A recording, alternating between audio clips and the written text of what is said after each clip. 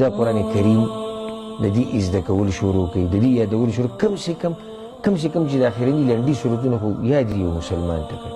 لکه موږ پسې ډېر خلک راځي او دلته د علما ناست دي، دوی ته به دې خبرې ښه پته وي. دا سوال زموږ نه کېږي په منځ کې خوند نشته.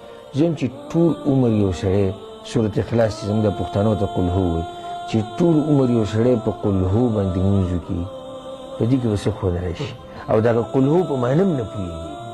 صحیح شو، ټول عمر خو به قل هو لمونځ کې، خو به یې قل هو پوهېږي څه معنی ده قل هو الله احد.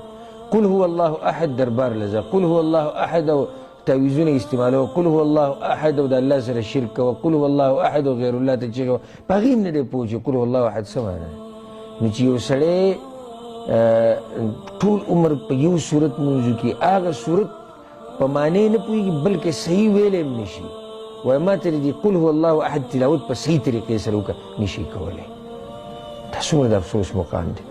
نو کم سے کم د اخرني صورتونه، مخکې ورځو کې ما یو په د انټرنیټ باندې یو دغه ولید، یو بوډۍ په د عربو کې د 4 کالو قرآن حفظ کړو، د 4 کالو بوډۍ قرآن حفظ کړو. موږ له څه چل وړي، موږ ولې دا قرآن نشو یادولی، ولې څه چل دی، موږ ته څه مشکل دی.